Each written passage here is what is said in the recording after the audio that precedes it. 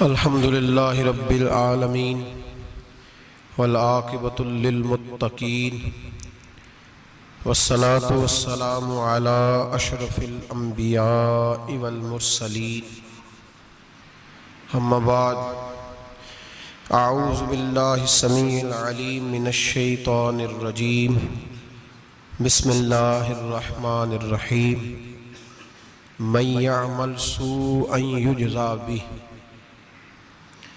صدق اللہ العظیم وصدق رسولہ النبی الکریم ان اللہ وملائکتہ یصلون علی النبی یا ایہا الذین آمنوا صلوا علیہ وسلموا تسلیما اللہم صلی علی سیدنا و مولانا محمد معدن الجود والکرم وآلہ وصحبہ وبارک وسلم۔ حمد و صلاة کے بعد قرآن پاک کی سورہ نساء آیت نمبر 123 کا کچھ حصہ اللہ پاک نے ایک قانون بیان فرمایا ہے۔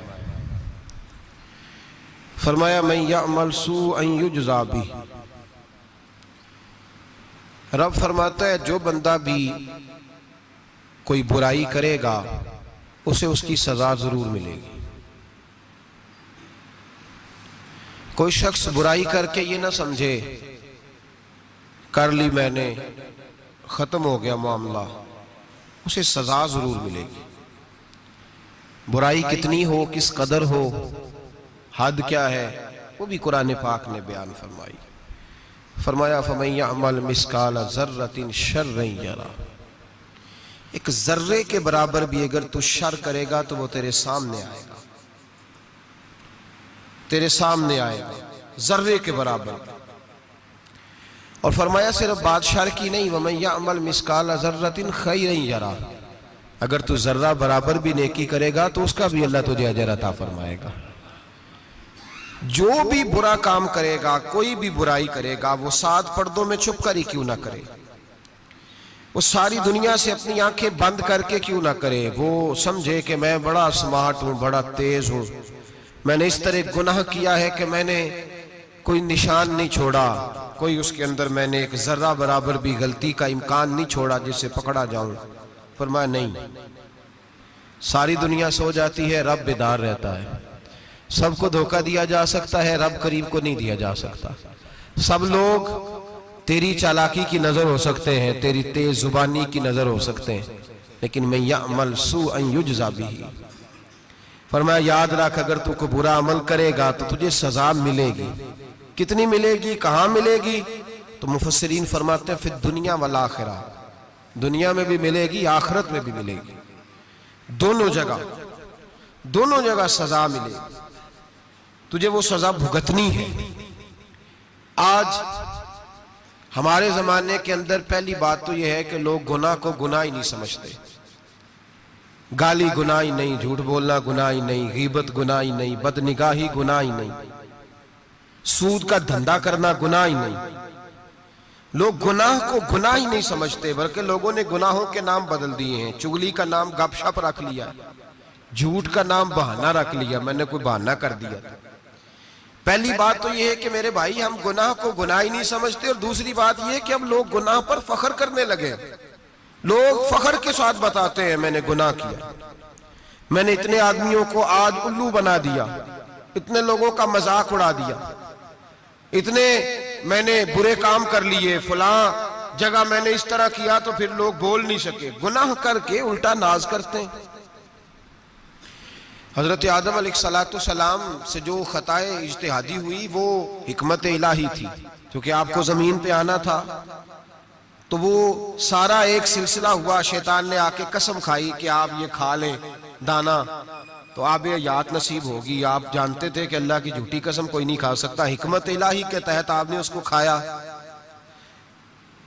مشکاہ شریف میں موجود ہے، حضرت موسیٰ علیہ السلام نے ایک دن کہا حضرت آدم سے کہ نہ آپ وہ گندم کا دانہ، نہ پھل آپ کھاتے درخت کا، اور نہ یہ سارے معاملات ہوتے۔ تو حضرت آدم نے کہا بھئی یہ تو اللہ کی حکمت تھی، دنیا کیسے آباد ہوتی ہے اگر میں یہ کام نہ کرتا۔ اور رب نے مجھے بنایا ہی دنیا کے لیے تھا. جب بنانا چاہا تو فرمایا وَإِذْ قَالَ رَبُّكَ لِلْمَلَائِكَةِ إِنِّي جَاعِلٌ فِي الْأَرْضِ خَلِيفَةً, میں اسے زمین کے لیے بنانے لگا ہوں.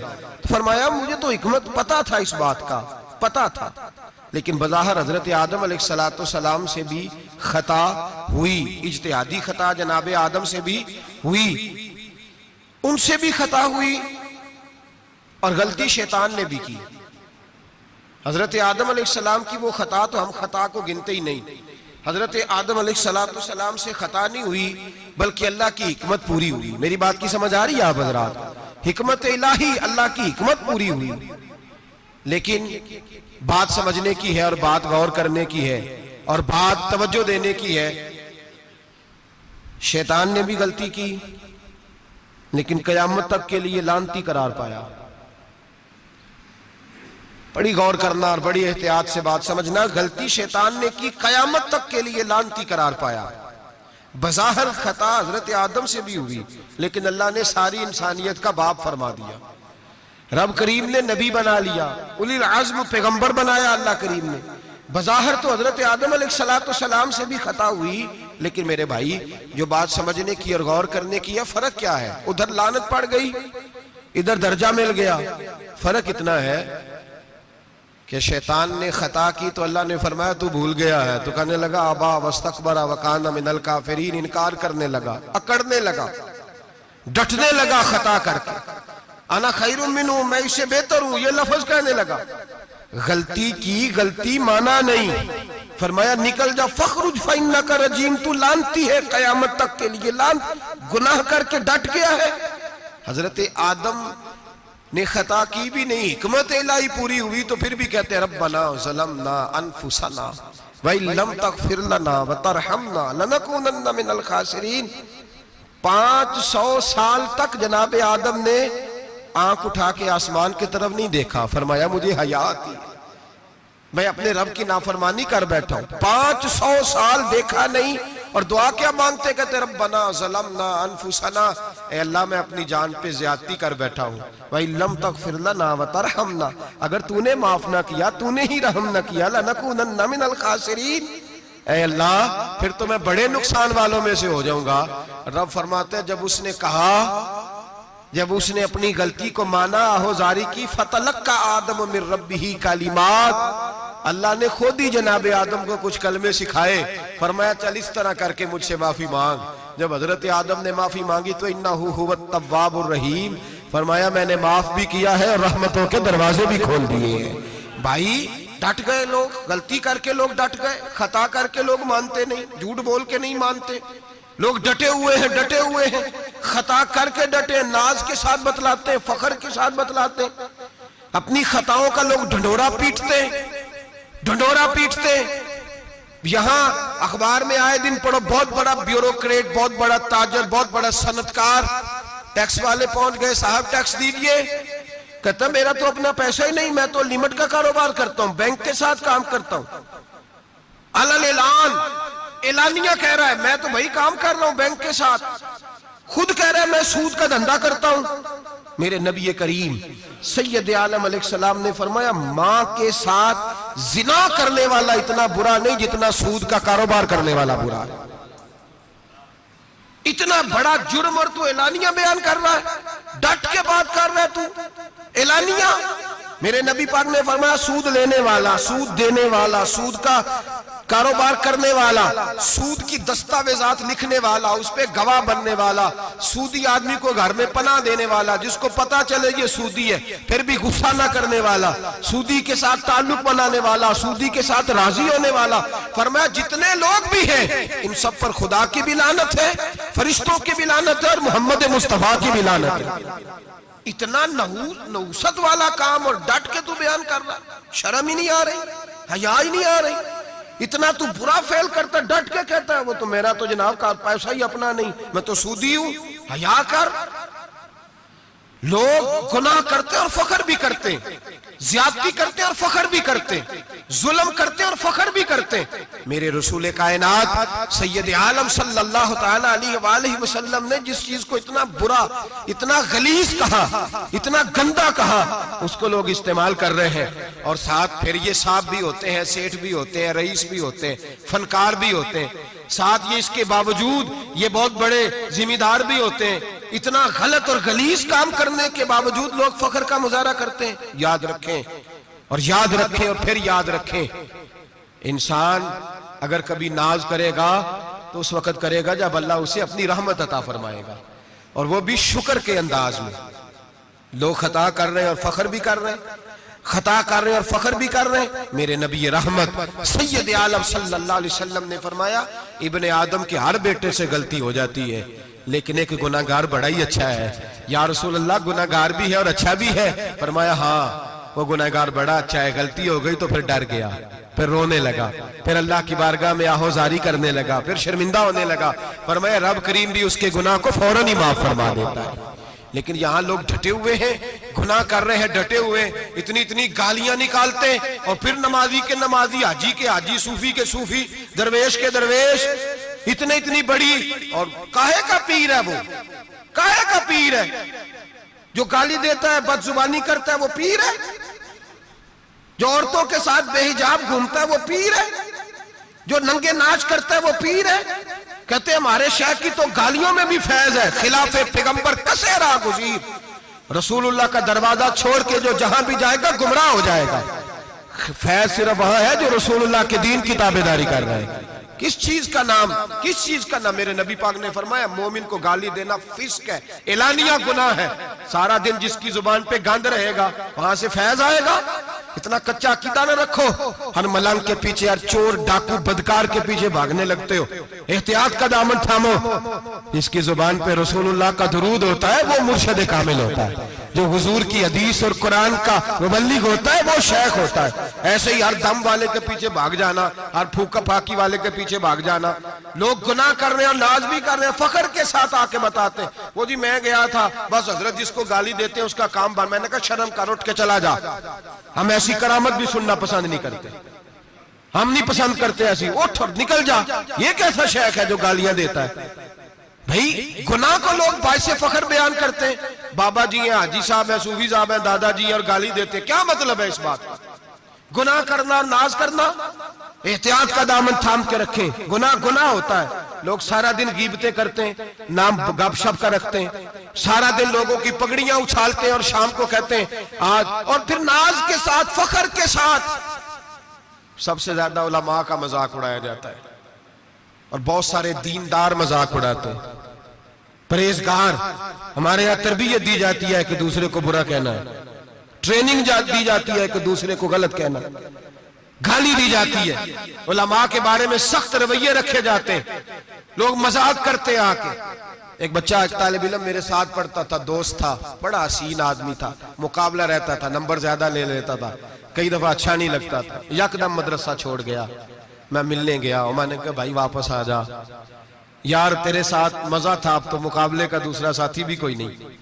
ٹھیک ہے وہاں بات رہتی تھی پر تیرے بغیر مدرسہ سکون نہیں۔ مجھے کہنے لگا یار چھوڑ، کیا ملے گا؟ ہمارے استاد مفتی ہیں اور لوگ آگے پوچھتے ہیں مولوی صاحب آپ کی تعلیم کتنی ہے؟ وہ جو 6 سیپلیاں لے کے بی اے کر کے آیا وہ علامہ صاحب سے تعلیم پوچھ رہا ہے، قرآن کے عالم سے، حدیث کے استاد سے تعلیم پوچھ رہا ہے۔ بی اے تو بھائی نکمہ بچہ بھی کر جاتا ہے، ایم اے کس ڈگری کا نام ہے؟ میں ایسے ایم اے پڑھے لوگوں کو جانتا ہوں جن کو مبادیات کا نہیں پتا، ایسے بیرسٹر کو جانتا ہوں جسے دعائے قنوت نہیں آتی، ایسے لوگوں کو جانتا ہوں جنہیں سورہ فاتحہ نہیں آتی۔ اور علامہ صاحب جو قرآن کے عالم، حدیث کے عالم، فقہ کے عالم، جو تصوف کی باریک باتیں سیکھ کے کسی آستانے سے فیض لے کے، ان سے پوچھا جاتا ہے تعلیم کتنی ہے؟ ہمارا علم کیتا۔ ہمارے زمانے میں توہین ہوتی ہے علماء کی، بچے مدارس چھوڑ گئے۔ میں اگر سخت بات کہہ دوں تو یہ میرے جذبات ہیں، مجھے معاف کیجئے گا۔ لوگ گویوں کے پاس جا کے بیٹھ گئے، کہتے ہیں سور سکھاؤ، ہم نعت خواں بن جاتے ہیں، پیسے تو آئیں گے۔ مولانا کو کیا ملتا ہے؟ ان کو لوگ کیا دیتے ہیں؟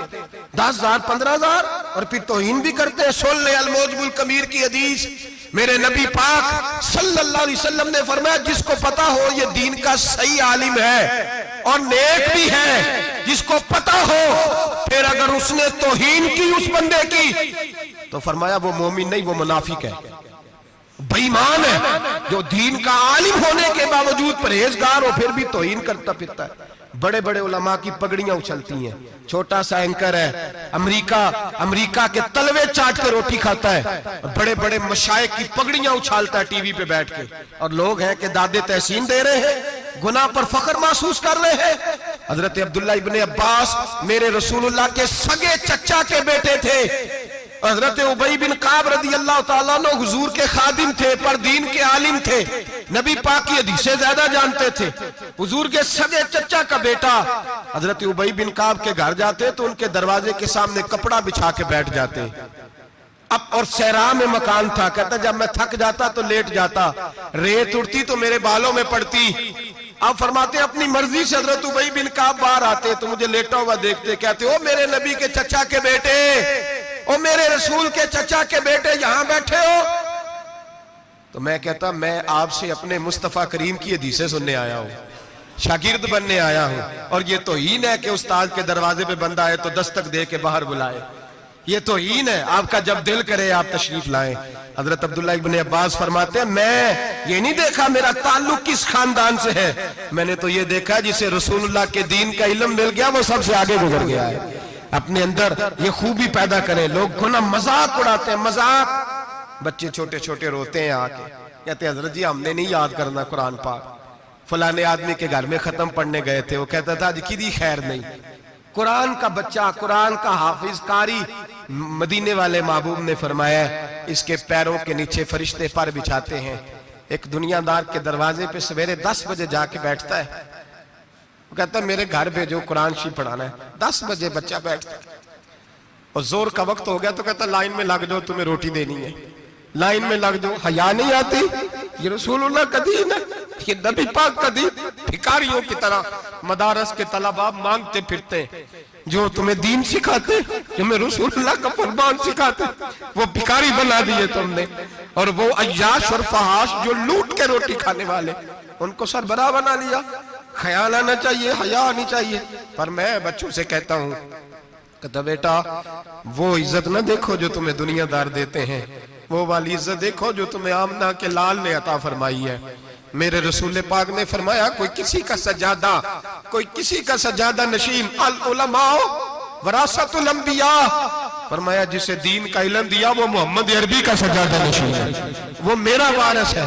ہمیں کیا ضرورت ہے کسی کی جانب دیکھنے کی؟ خدا را ہم لوگوں کو دین سے دور کر رہے ہیں، مدارس بے آباد، گناہ پہ فخر، جعلی پیروں کے جعلی بیٹے بڑی بڑی بلڈنگوں پہ فخر کرتے ہیں، 1-1 کروڑ کی گاڑی میں بیٹھتے ہیں، مدارس کے بچے بیچارے نعت خان تماشا لگا کے کسی گلوکار سے سر سیدھی کر کے آئے، اتنی سی اس نے داڑھی رکھی ہوئی، حیا نہیں، شرم نہیں، تماشا نہیں، اس نے لگایا ہوا ہے، اور وہ روز 10,000 20,000 40,000 لے کے جا رہا ہے، اور مدرسے کا طالب علم وہ دیکھتا رہتا ہے کہ گرمی آئی ہیں تو کہیں سے کپڑے بھی آئیں گے کہ نہیں، وہ دیکھتا رہتا ہے کہ سردی آئی ہے کوئی پوچھے گا بھی نہیں، اور امیر لوگ کبیر لوگ آ کے پوچھتے ہیں، کہتے ہیں صاحب کل لے آجے بچے، ابا جی فوت ہو گئے ہیں، ان پہ ختم شریف پڑھنا ہے۔ ہم گناہ کرتے ہیں اور گناہ پہ فخر کرتے ہیں، ہم نے لوگوں کو دین سے دور کر دی۔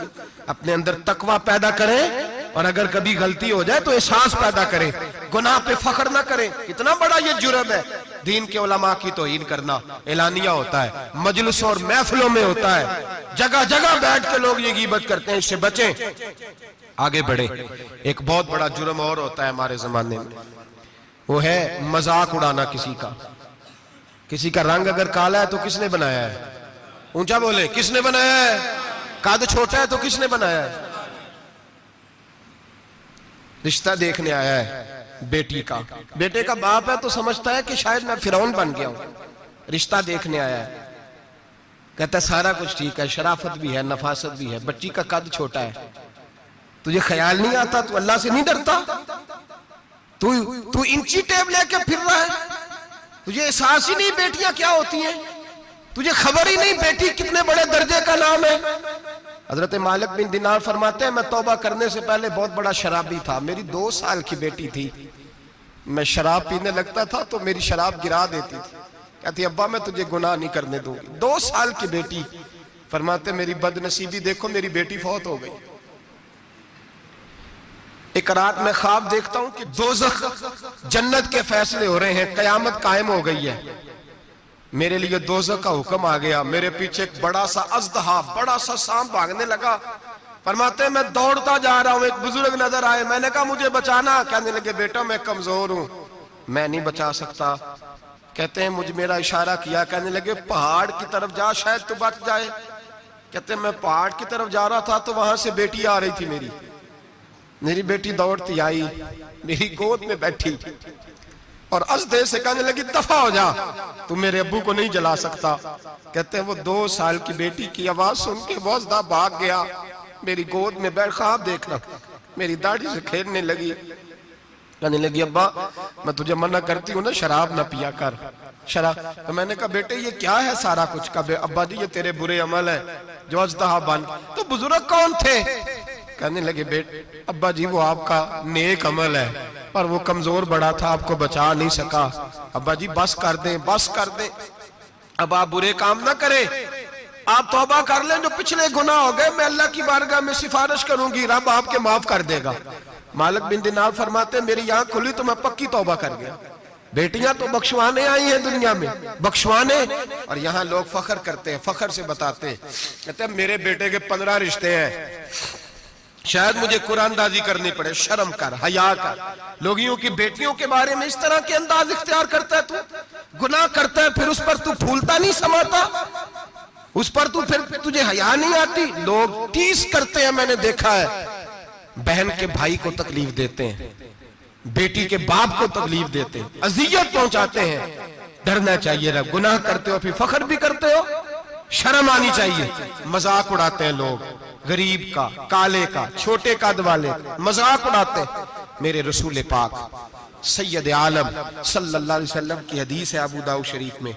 حضور کے ایک صحابی جہاد پہ تھے, کہتے ہیں ایک جگہ پڑاؤ کیا, ایک صحابی سو رہے تھے, دوسرا آیا تو اس نے اس کے اوپر رسی پھینکی. وہ ڈر کے اٹھے, ہائے کیا ہو گیا, رسی پھینکی, ڈر کے اٹھے, انہوں نے سمجھا سانپ آ گیا ہے. فرماتے ہیں نبی پاک دیکھ رہے تھے, حضور قریب ہے. فرمایا خبردار, مسلمان کو ڈرانا حرام ہے. حضور میں مذاق کر رہا تھا. فرمایا تو حرام فعل کر رہا تھا, خبردار یہ کام کیا. میرے حبیب پاک علیہ السلام نے فرمایا جو دنیا میں لوگوں کا مذاق اڑاتا تھا, مذاق اڑاتا تھا, جس کا رنگ کالا ہے اس کا اللہ نے بنایا ہے, قد چھوٹا ہے تو اللہ نے بنایا ہے. اور یہ یاد رکھیں یہ سب سے زیادہ برے وہ لوگ نہیں جو برادری پہ فخر کرتے ہیں. جو برادری پہ فخر کرتے ہیں برے ہیں پر زیادہ نہیں. سن لو اور یاد رکھو, برا وہ ہے جو اپنی برادری کو چھوٹا سمجھتا ہے. تو نے اپنے آپ کو کیسا چھوٹا سمجھ لیا؟ تجھے پتا نہیں تو خدا کا بندہ ہے, محمد عربی کا نوکر ہے. کنتم خیر امتین, تو سب سے زیادہ شان والا ہے. برا وہ ہے جو اپنی برادری کو چھوٹا سمجھے, جو اونچا سمجھے وہ تو خیر برا ہے ہی. تو برا ہے جو اپنے آپ کو چھوٹا سمجھ رہا ہے. کیوں تو چھوٹا سمجھتا ہے؟ جب رب کریم نے بلانے میں فرق نہیں کیا, جب رسول اللہ نے نوازنے میں فرق نہیں کیا, جب جنت میں اللہ نے علیحدہ علیحدہ کیٹیگری نہیں بنائی کہ امیر یہاں, غریب ادھر, چودھری ادھر, چھوٹے, تو اپنے آپ کو چھوٹا کیوں سمجھتا ہے؟ ناز کیا کر اس بات کا کہ مجھے اللہ نے اپنے معبود کی غلامی عطا فرمائی ہے. تو زیادہ بڑا مجرم ہے اگر تو اپنے آپ کو چھوٹا جانتا ہے, زیادہ مجرم ہے. احساس کمتری والا زیادہ ظالم ہے, یہ یاد رکھ لیں اور سمجھیں میری بات کو اور غور کریں. مذاق کرتے ہیں لوگ, او فلانی برادری کا میرے سامنے بات کرے گا, فلانی برادری, اور پھر تکبر بھی کرتے ہیں. میرے نبی پاک علیہ السلام نے فرمایا قیامت کے دن ایک آدمی کے لیے جنت کا دروازہ کھولا جائے گا, وہ دوڑتا ہوا جنت کی طرف جائے گا. جب دروازے کے قریب پہنچے گا تو دروازہ بند کر دیا جائے گا. وہ پھر آئے گا, پھر کہا جائے گا آجا جنت میں, پھر دوڑے گا, پھر جنت کے قریب جائے گا, پھر وہ دروازہ بند ہو جائے گا, پھر مایوس ہو کے آئے گا, پھر کہا جائے گا واپس آ, کھل گیا دروازہ. کئی بار آئے گا, کئی بار جائے گا, روئے گا, تڑپے گا, پریشان ہوگا. فرشتے سے کہے گا یہ میرے ساتھ کیا ہو رہا ہے؟ تو وہ فرشتہ کہے گا وہی ہو رہا ہے جو دنیا میں تو اللہ کے بندوں کے ساتھ کرتا تھا. تو لوگوں کے مذاق اڑاتا تھا. جوان اس کو کہتے ہیں جو پھپتیاں زیادہ کسے, جھکتے زیادہ کرے, بوڑھوں کا مذاق اڑائے, بیماروں کا مذاق اڑائے, غریبوں کا مذاق اڑائے, کسی کے پھٹے کپڑے دیکھ کے پھپتی کسے, وہ سمجھدار ہے. یہ یہ گناہ کرنا پھر اس پہ پھولنا بھی. میرے نبی کریم علیہ السلام نے فرمایا رب کریم کے فرشتے کہیں گے تو بندوں کے ساتھ ایسا کرتا تھا، آج تیرے ساتھ ایسا ہوگا. میرے نبی رحمت سید عالم علیہ السلام کے غلام میرے بھائیوں، بہت زیادہ نہیں کرتے لوگ آج مذاق؟ بڑا ظلم نہیں کرتے؟ تکلیف نہیں دیتے؟ میں نے بوڑھوں کو روتے دیکھا ہے، میں نے غریبوں کو روتے دیکھا ہے، میں نے مسکینوں کو روتے دیکھا ہے، بیماروں کو تڑپتے دیکھا ہے.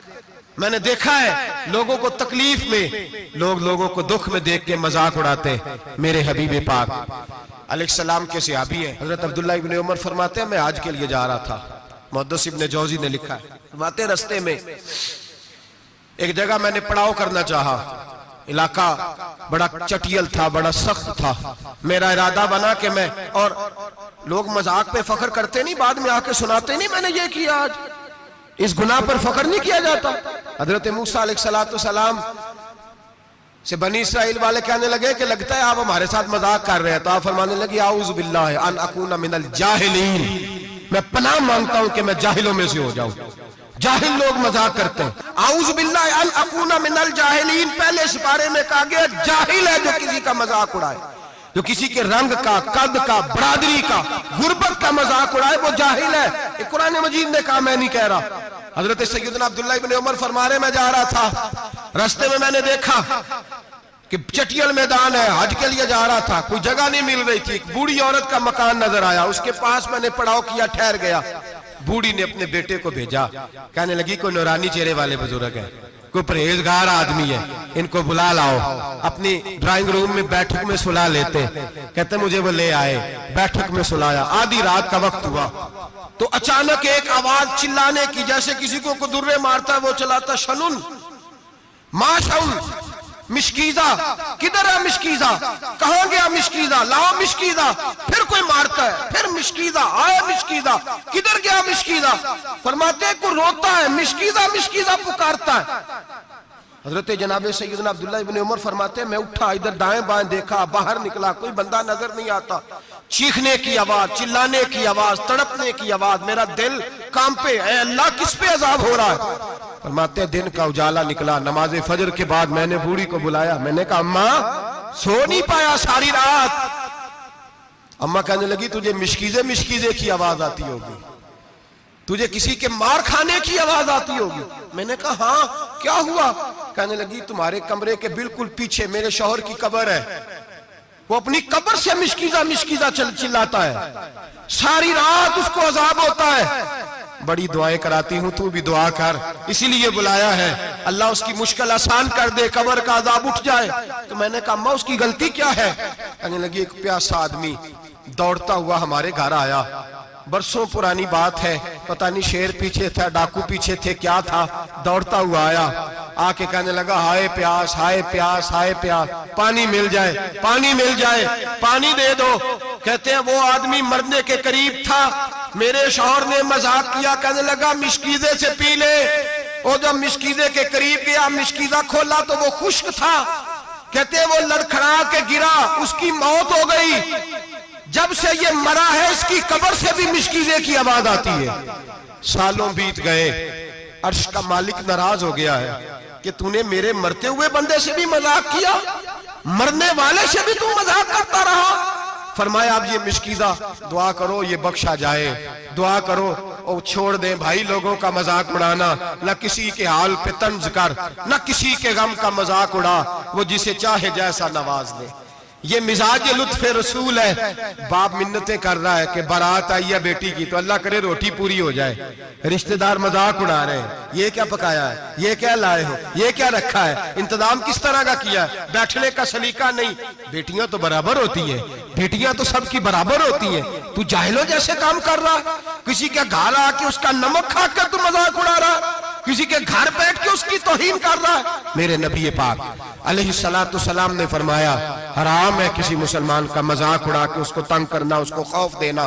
دل لگی تو میرے نبی کی سنت ہے، دل لگی کرنا، خوش دلی کرنا، ہنسنے والی بات کرنا، ہنسانا، یہ تو نبی پاک کا طریقہ ہے. لیکن کسی کی کمزوری بیان کر کے اس کو تنگ کرنا یہ جہالت ہے، اس جہالت سے منع کیا گیا. بھائی مذاق کرتے ہیں لوگ، پھر فخر کے ساتھ بیان کرتے ہیں، اتنا بڑا گناہ کر کے پھر اس پر ناز کرتے ہیں. خدا را اس ظلم سے باز آؤ، اس گناہ سے باز آؤ۔ ایک بہت بڑا جرم غیبت کا گناہ ہے، کسی کے عیب بیان کرنا۔ تفصیل سے بات کروں گا جاسوسی پر انشاءاللہ آئندہ جمعے، لیکن میرے نبی پاک علیہ السلام کی حدیث یاد رکھ لیں۔ حضور نے فرمایا چوک میں کھڑے ہو کے کسی کی عزت نہ اچھالنا۔ لوگ تو بھائی وہ باتیں بیان کر دیتے ہیں جو سامنے والے میں ہوتی نہیں۔ چوک میں کھڑے ہو کے کسی کی عزت نہ اچھالنا۔ فرمایا اگر تو برسر بازار کسی کے بارے میں بات کرے گا اور کسی کو رسوا کرے گا اور تو ساتھ کوٹھڑیوں کے اندر بھی بیٹھا ہوا تو اللہ تجھے ذلیل کر دے گا، رسوا کر دے گا۔ ڈر اس وقت سے۔ لوگ آپ یقین کریں خیر کی بات لوگ بیان ہی نہیں کرتے الا ماشاءاللہ، غیبت کرتے، چغلی کرتے۔ سیدہ طیبہ طاہرہ حضرت عائشہ صدیقہ فرماتی ہیں بیٹھی تھی، ایک بی بی آئی حضور کے پاس، وہ عورت چلی گئی تو میں نے کہا کتنا چھوٹا قد ہے، کتنی عجیب سی لگ رہی تھی۔ حضور نے فرمایا عائشہ توبہ کر اللہ کی بارگاہ میں۔ یا رسول اللہ وہ بات تھی تو میں نے بیان کی۔ فرمایا تھی تو تو نے بیان کی تو میں نے توبہ کا کہا ہے، اگر وہ بات نہ ہوتی پھر تو بہتان تھا اور اس کی سزا تو کوڑے ہیں۔ جس کے اندر جو بات پائی جاتی ہے وہ بیان کرنا گناہ ہے، وہ جو پائی نہیں جاتی وہ تو بہتان ہے۔ ہم کہتے ہیں جی میں جو ہے وہی بیان کر رہا ہوں، نہ بھائی وہی تو گناہ ہے جو ہے، جو نہیں وہ تو بہتان ہے۔ اور نبی پاک صلی اللہ علیہ وسلم نے غیبت کو، کسی کی چغلی کو، کسی کے پیٹھ پیچھے عیب بیان کرنے کو زنا سے برا قرار دیا، زنا سے برا قرار دیا ہے نبی پاک۔ اور لوگ ہیں کہ غیبتیں کرتے ہیں اور پھر اس میں فخر کرتے ہیں، دوسروں کو سناتے پھرتے ہیں، اعلانیہ گناہ کرتے ہیں۔ ایک بہت بڑا گناہ بدنگاہی کا گناہ ہے۔ آپ کو پتہ ہے ہمارے ملک کے اندر بدکاری، زنا اور بے حیائی کی شرح کتنی بڑھتی جا رہی ہے، کس قدر بڑھتی جا رہی ہے۔ وہ لوگ جو نکاح کر لیتے ہیں وہ بھی اپنی نگاہوں کو، میں اکثر کہتا ہوں حضور نے فرمایا نکاح آدھا ایمان ہے، جس نے نکاح کر لیا اس کا ایمان مکمل ہو گیا، تو جو نکاح کے بعد بھی باز نہ آیا میں اس کو بے ایمان نہیں کہتا، لیکن نبی پاک نے فرمایا جو نکاح کر لے اس کا ایمان، بولیے ایمان محفوظ ہو گیا، اس کا ایمان، سارے بولیے ایمان، اور جو پھر بھی باز نہ آئے حضور کہہ رہے ایمان مکمل ہو گیا، اور جو نہ باز آیا کیا فتویٰ دیا جائے حدیث کی روشنی میں۔ میرے نبی پاک کی بارگاہ میں عورتیں آئیں توبہ کرنے، بیعت کرنے، مسلمان ہونے، تو حضور بیعت لیتے وقت فرمانے لگے میرے ساتھ وعدہ کرو جھوٹ نہیں بولو گی، غیبت نہیں کرو گی، زنا نہیں کرو۔ ایک عورت بول پڑی، کہنے لگی یا رسول اللہ صلی اللہ علیہ وسلم میں مسلمان تو نہیں پر خاندانی ہوں، میرے گھر والوں کے ذہن میں بھی کبھی زنا کا خیال نہیں آیا، ہم تو اسے خاندانوں کے وقار کے خلاف سمجھتے ہیں۔ روز بری نظر سے کسی کو دیکھنا اور کسی کے بارے میں غلط باتیں، ناراض نہ ہونا۔ بہت سارے بوڑھے بھی لذت لے لے کے جرم بیان کرتے ہیں، گناہ بیان کرتے ہیں، غلط باتیں کرتے ہیں، کسی عورت کے بارے میں تبصرہ کرتے ہیں۔ کیا سمجھتے ہیں مرد اور عورت معاذ اللہ تعالیٰ ایک کمرے میں جا کے بدکاری کرے تو وہی زنا ہے؟ میری طرف دیکھیے اور جھانک کر کے سنیے کیا عرض کر رہا ہوں، ادھر دیکھیں میری طرف۔ نبی پاک صلی اللہ علیہ وسلم نے فرمایا زنا زبان کا بھی ہوتا ہے، زنا کان کا بھی ہوتا ہے، زنا آنکھ کا بھی ہوتا ہے۔ حضور کس طرح؟ فرمایا جس نے گند دیکھا اس نے آنکھ کا زنا کیا، جس نے لذت لے کے سنا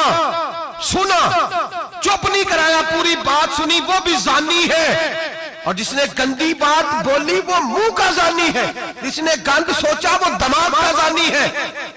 اور زانی کو سب سے پہلی سزا اللہ یہ دیتا ہے کہ سجدے کی لذت چھین لیتا ہے، عبادت کا سرور چھین لیتا ہے، اس کا نماز میں دل نہیں لگتا۔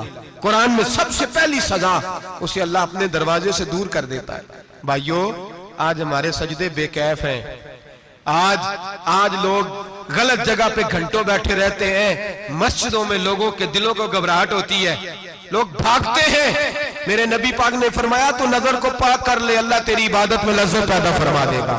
میرے بھائی یاد رکھ لیں اور سن لیں، سب سے کمزور آدمی وہ ہے جس کا ذہن پاک نہیں، سب سے کمزور آدمی وہ ہے جو کردار کا غلط ہے۔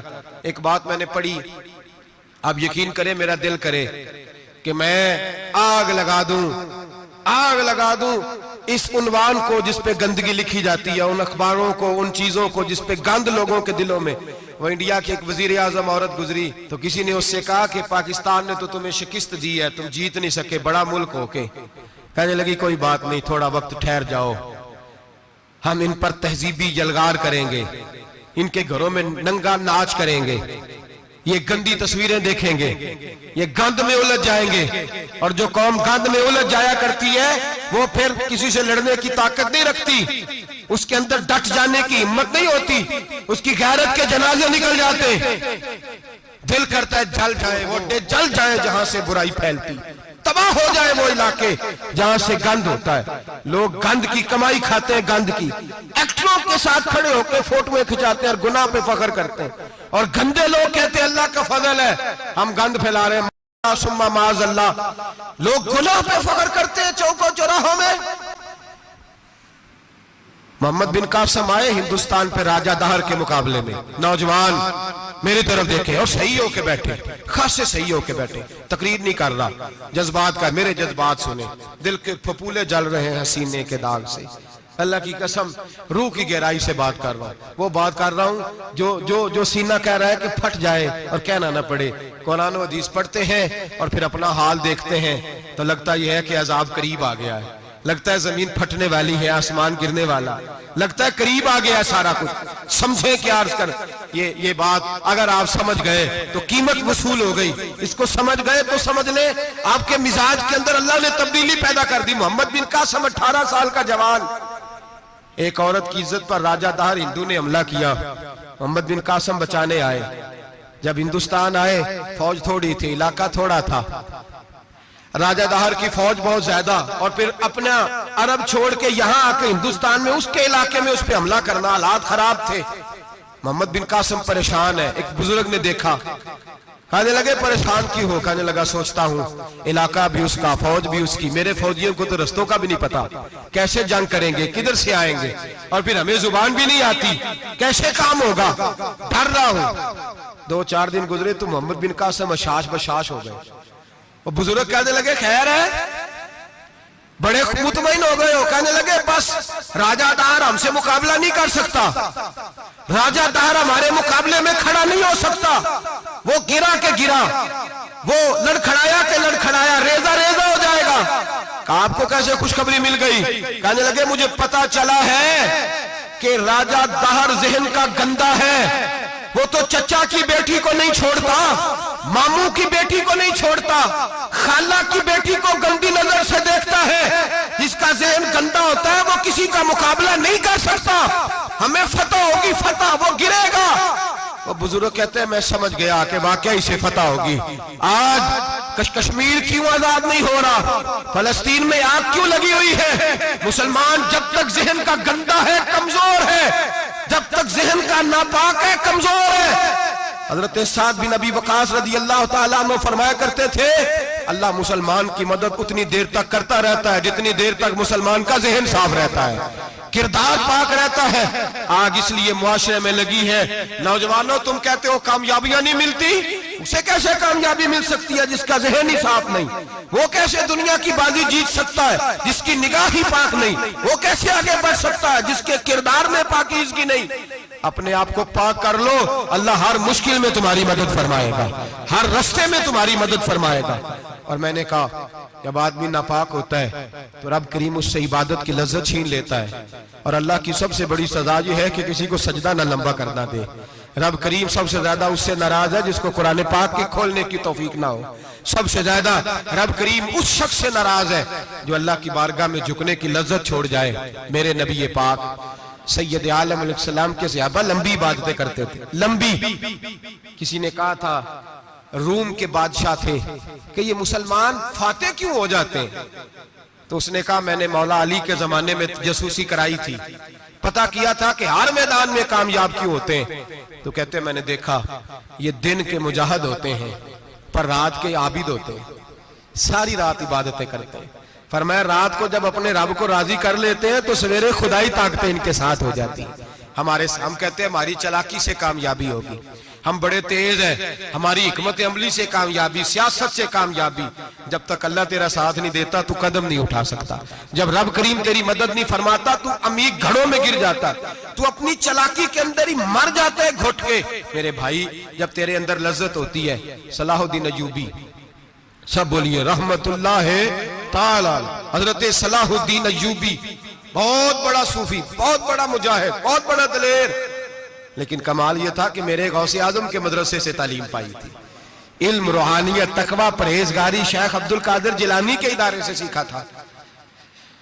صلیبی جنگیں ہو رہی تھی، عیسائیوں کے ساتھ لڑائی ہو رہی تھی، صلاح الدین ایوبی بڑے پریشان تھے، بڑی اذیت میں تھے، بڑی تکلیف میں تھے، اے اللہ کیا بنے؟ اچانک پتا چلا کہ ایک بحری بیڑا آ رہا ہے عیسائیوں کا، اور اس کے اندر تلواریں ہیں، نیزے ہیں، بڑا کچھ ہے۔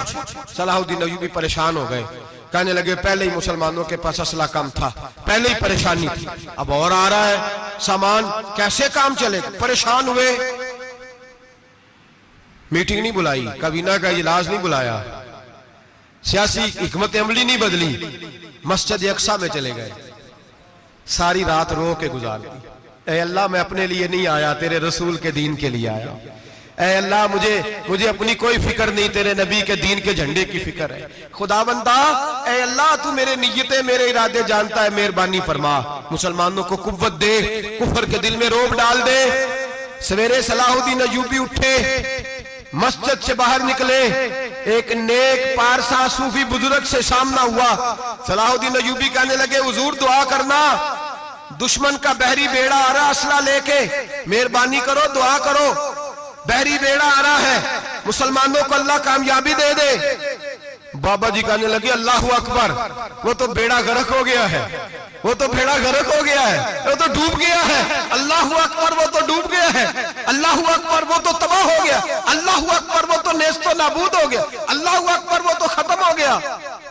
صلاح الدین ایوبی کہنے لگے بابا کچھ مجھے بھی بتا دے، کہاں ڈوب گیا ہے، کہاں غرق ہو گیا ہے، کہاں تباہ ہو گیا ہے؟ تو بابے نے پلٹ کے دیکھا، کہنے لگا دادا بولا نہ بن، ساری رات مسجد میں آنسو بہاتا رہا ہے، ساری رات تو روتا رہا ہے، ساری رات تو رب کو مناتا رہا ہے، وہ دشمن کا بحری بیڑا تیرے آنسوؤں میں غرق ہو گیا ہے، وہ تیرے آنسوؤں میں ڈوب گیا ہے، رب کریم نے تباہ کر دیا ہے۔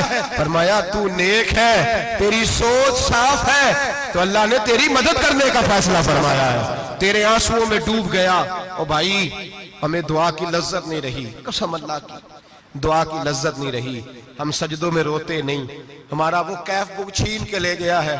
مائیں بیٹیوں کے لیے رویا کرتی تھی، باپ بیٹوں کے لیے رب کی بارگاہ میں رویا کرتے تھے، روز نمازیں ہوتی تھی، روز نفل ہوتے تھے، مصیبت میں بھی اب یاد خدا ہم کو نہیں آتی، دعا منہ سے نہ نکلی، جیبوں سے عرضیاں نکلی، لذت آہوزاری۔ میرے نبی پاک صلی اللہ علیہ وسلم نے فرمایا میرا مسلمان کبھی مغلوب نہیں ہوگا، کافر اس پر کبھی غالب نہیں آئے گا۔ حضور کیوں؟ فرمایا اس لیے کہ مسلمان کے پاس وہ ہتھیار ہے جو کافر کے پاس کوئی نہیں، مسلمان کے پاس وہ ہتھیار ہے جو کافر کے پاس نہیں، وہ والا اسلحہ ہے جو کافر کو میسر نہیں۔ یا رسول اللہ صلی اللہ علیہ وسلم وہ کون سا اسلحہ ہے؟ تو حضور نے فرمایا الدعاء سلاح المومن، دعا مومن کا ہتھیار ہے جو کافر کے پاس نہیں ہوتا۔ جب یہ سجدے میں جا کے ہاتھ اٹھا کے دعا مانگتا ہے تو فرمایا پھر اللہ اسے وہ والا ہتھیار دیتا ہے کہ ہر میدان میں کامیابی۔ آج لوگ تعویذ لینے آتے ہیں، دم کرانے آتے ہیں، یہ نہیں سوچتے کہ کئی زمانے سے میں نماز نہیں پڑھ رہا، یہ نہیں سوچتے کتنا وقت گزر گیا میں اللہ کی بارگاہ میں جھک نہیں رہا۔ اور آپ اگر ان سے کہیں نا جاؤ گھر جا کے سورہ بقرہ پڑھو تو کہتے ہیں نہیں دم کریں۔ ہم نے تو ان پیروں کو دیکھا ہے جو پھونک مارتے ہیں تو کام ٹھیک ہو جاتا ہے۔ او بھائی جا کے سورۃ بقرہ پڑھ، تیرے گھر سے سارا کچھ نکل جائے گا۔ میرے نبی پاک نے فرمایا جہاں سورۃ بقرہ پڑھی جائے وہاں سے تو شیطان بھی بھاگ جاتا ہے۔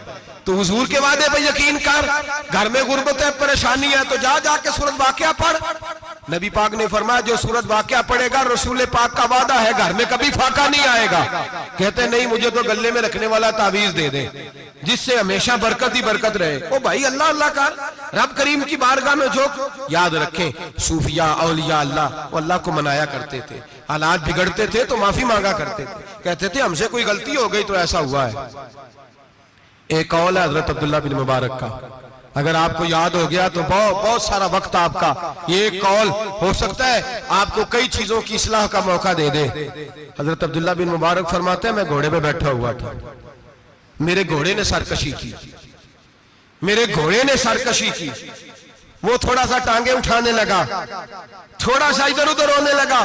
حضرت عبداللہ بن مبارک فرماتے ہیں میرا گھوڑا میری بات نہیں مانتا تھا، میرے مرید میرے شاگرد ساتھ تھے، مرید کہتے ہیں حضرت فوراً گھوڑے سے اترے، اور اتر کر کے فوراً اللہ کی بارگاہ میں جھک گئے، نماز پڑھی، نفل پڑھے، رونے لگے، استغفار پڑھنے لگے. تھوڑی ہی دیر کے بعد دوبارہ گھوڑے پہ بیٹھ گئے. وہ گھوڑا بالکل صحیح ہو گیا، تابعداری کرنے لگا، فرما برداری. حضرت سفر پہ جانے لگے تو مریدوں شاگردوں نے پکڑ لیا، کہا حضور بتلائیے ہوا کیا؟ آپ فرمانے لگے میری زندگی کا تجربہ ہے، میرے جانوروں سے، میرے شاگردوں میں سے، میرے مریدوں میں سے، میرے بچوں میں سے جب کوئی میری نافرمانی کرتا ہے تو مجھے پتا چل جاتا ہے.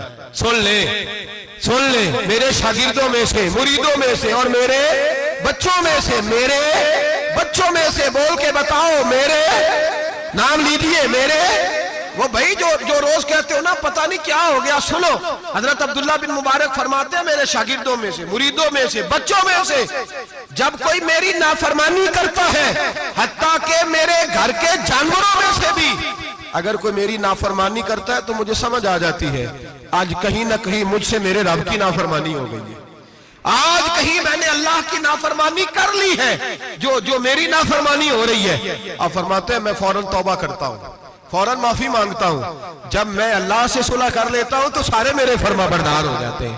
فرماتے ہیں یہ گھوڑا سرکشی کر رہا تھا، یہ گھوڑا سرکشی کر رہا تھا، میں سمجھ گیا آج میں نے کہیں اپنے رب کی نافرمانی کر لی ہے، آج مجھ سے کوئی گناہ ہو گیا، کوئی غلطی ہو گئی، میں نے معافی مانگیا تو دیکھو میرا گھوڑا میرا فرما بردار ہو گیا ہے. میرے بھائی اعلانیہ ظلم کرنا، اعلانیہ گناہ کرنا، اعلانیہ اللہ کو ناراض کرنا، روز کی بنیادوں پر ظلم کرنا.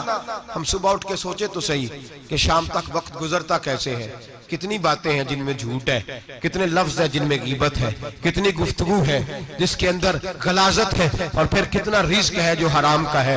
ایک صاحب کہنے لگے حضرت جی گھر میں بڑے دم درود کرائے، طویل دھاگا کرایا ہے، گھر کے کونوں سے کوئی روتا ہے، چلاتا ہے، کوئی جنات ہے. میں نے کہا اچھی طرح تجربہ کر لو، کہیں گھر کی وہ بنیاد حرام پیسوں کی نہ لگی ہو، یتیموں کا مال لگ جائے تو چیخنے کی آوازیں آیا کرتی ہیں. اگر ظلم سے گھر بنے ہو تو پھر وہاں سے خوف آیا کرتا ہے. اگر کہیں ظلم کا زیادتی کا پیسہ لگ گیا ہے، اگر کہیں جعلی دوائیاں بیچ کے پیسہ کما لیا ہے، اگر مردہ جانور ہوٹل پہ بیچ کے پیسے کما لیے ہیں، اگر کسی کے جذبات کچل کے مال بنا لیا ہے، لوٹ لیا ہے، پھر سکون کی نیند کوئی نہیں. پھر سکون کی نیند کہاں میسر آئے گی؟ پھر روز تو تڑپے گا، پھر روز تو روئے گا. رزق تھوڑا ہو، برکت والا تب ہوتا ہے جب اس کے اندر حلال شامل ہوتا ہے. اب تو میرے بھائی رشوت کے مال کو لوگ چائے پانی کہنے لگ گئے، اب رشوت کے مال کو مٹھائی کہنے لگ گئے، اب رشوت کے مال کو لوگ جو ہیں وہ کہنے لگ گئے یہ تو تحفہ ہے. اب لوگ کہتے ہیں لڑکا 20,000 کماتا ہے اور 40,000 اوپر سے بھی بنا لیتا ہے، اعلانیہ کہتے ہیں، اعلانیہ وہ جی سارا کچھ کر لیتا ہے، بڑی کمائی ہے. اب تو لوگ عمرے پہ گئے ہوتے ہیں، عمرے پہ، اور ایک دوست میرے کہنے لگے عمرے پہ گیا تھا، جس شخص کا میں نے ٹینڈر جس سے پاس کرانا تھا وہاں سے مجھے فون کر رہا تھا، میں سائن کار آیا ہوں پر مجھے پیسے لینے کا وقت نہیں ملا، میرا حصہ سائیڈ پہ رکھ دینا، اللہ کے گھر میں کھڑا ہے.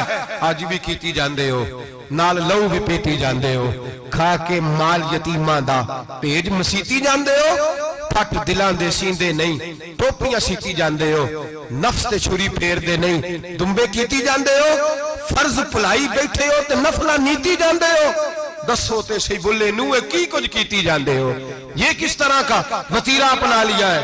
50 لاکھ حرام کا کمایا اور اس میں سے 10 لاکھ مسجد بھی دے دیا، کئی کروڑ حرام کا کمایا اور اس میں سے 10-15 عمرے بھی کر لیے. پہلے دیکھ تو صحیح تیرا مال کیسا ہے. اعلانیہ گناہ، اعلانیہ رشوت چلتی ہے، اعلانیہ لوگ پیسے. ہمارے ملک کے اندر ایسے تاجر بھی پائے جاتے ہیں جو کہتے ہیں جی میں ٹی وی میں بیٹھ کے کہتا ہوں میں رشوت دیتا ہوں، رشوت لی جاتی ہے، میں چھوٹے سے لے کر بڑے تک کو دیتا ہوں، یہاں چھوٹے مجرم بند ہیں، بڑے آزاد ہیں. خدا را ڈرو. جب اتنے اعلانیہ رب کریم کی نافرمانی ہوتی ہے پھر اللہ کے غضب کو آواز ہوتی ہے، پھر رب کریم جلال میں آتا ہے، پھر بستیاں اجڑتی ہیں. اللہ فرماتا ہے وَمَنْ أَعْرَضَ عَنْ ذِكْرِي فَإِنَّ لَهُ مَعِيشَةً ضَنْكًا. اگر تو میرے ذکر سے منہ پھیرے گا میں تیری زندگی تیرے لیے تنگ کر دوں گا، میں تنگ کر دوں گا. سارا کچھ ہونے کے باوجود تو دکھی رہے گا، ہر چیز تیرے پاس ہوگی تو اذیت میں رہے گا. فَإِنَّ لَهُ مَعِيشَةً ضَنْكًا. میں تیری زندگی تنگ کر دوں گا. وَنَحْشُرُهُ يَوْمَ الْقِيَامَةِ أَعْمَىٰ. قیامت کے دن میں تجھے اندھا کر کے اٹھاؤں گا. دنیا میں تیری زندگی تیرے لیے تنگ کر دوں گا، قیامت میں تجھے اندھا کر کے اٹھاؤں گا۔ میرے بھائی گناہ پہ فخر نہ کریں، غلطی ہو جائے تو مان جائیں۔ میرے نبی پاک نے فرمایا میرا رب تو پابندی نہیں لگاتا، بنی اسرائیل پر پابندی تھی، خاص جگہ پہ آئیں گے تو معافی ملے گی، جب تو بھول جائے تو دل میں شرمندگی محسوس کیا کر اور وہیں بیٹھے بیٹھے توبہ کر لیا کر، اللہ وہیں بیٹھے بیٹھے تجھے معاف فرما دے گا، وہیں بیٹھے بیٹھے اللہ تجھے معاف کر دے گا۔ احساس ندامت پیدا کریں۔ ہم لوگ جرم کرتے ہیں، پھر بجائے اس کے کہ ہم اپنی خطا کو مانیں ہم پھر اس پر اصرار کرتے ہیں۔ اور ایک بات آخر میں ضرور ذہن میں رکھیں، جب آدمی گناہ پہ ڈٹ جاتا ہے نا پھر اس کا دل کالا ہو جاتا ہے۔ صحیح بخاری صحیح مسلم میں حدیث ہے، نبی پاک نے فرمایا کہ گناہ کرنے کے بعد جو ڈٹ جائے، توبہ نہ کرے، پھر دوسرا گناہ کرے تو ایک نقطہ لگتا ہے، توبہ کر لے تو نقطہ صاف ہو جاتا ہے، کالا نقطہ، اور اگر وہ توبہ نہ کرے تو دوسرا سیاہ نقطہ لگ جاتا ہے، پھر توبہ نہ کرے، تیسرا گناہ کرے تو تیسرا سیاہ نقطہ، پھر دل کالا سیاہ ہو جاتا ہے۔ شارحین فرماتے ہیں پھر کئی دفعہ لوگ بے ایمان ہو کے مر جاتے ہیں، بے ایمان ہو، اپنے آپ کو برے خاتمے سے بچائیں، برے خاتمے سے۔ ایمان سلامت ہوگا تو نبی پاک بخشش فرمائیں گے، سفارش فرمائیں گے، ایمان سلامت ہوگا تو اللہ بخشے گا۔ نبی پاک کی سفارش اور رب کریم کی معافی کے لیے چاہیے ایمان کی سلامتی۔ گناہ ایمان بگاڑ دیتے ہیں، اپنے ایمان کو سلامت رکھیں۔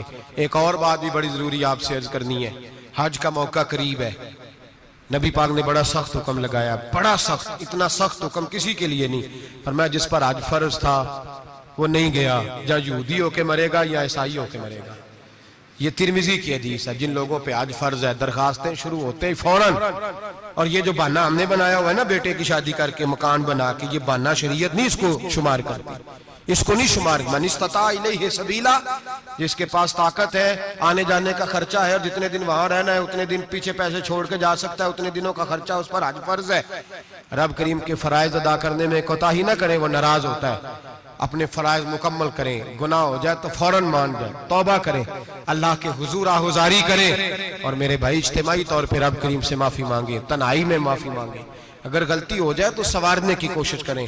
آج لوگوں کی روحانی زندگی ختم ہو گئی ہے، تقوی کی روشنی ختم ہو گئی، آنکھوں کی حیا ختم ہو گئی، دل کی دھڑکن نرمی ختم ہو گئی، آنسو ختم ہو گئے۔ وجہ یہ ہے ہم اپنی گناہ اپنی غلطیاں تسلیم کرنے کو تیار نہیں، سچی توبہ کرنے کو تیار نہیں۔ ایسا نہ ہو اسی طرح گناہوں میں کہیں موت کا سندیشہ آ جائے اور لتھڑے ہوئے وہاں پہنچ جائیں۔ پکی توبہ کریں، گناہوں سے بچیں، غلطی ہو جائے تو اس پہ اصرار نہ کریں بلکہ معافی چاہیں۔ دعا کرتا ہوں اللہ ہمیں سمجھنے کی توفیق عطا فرمائے۔ آخر دعوانا ان الحمدللہ رب العالمین۔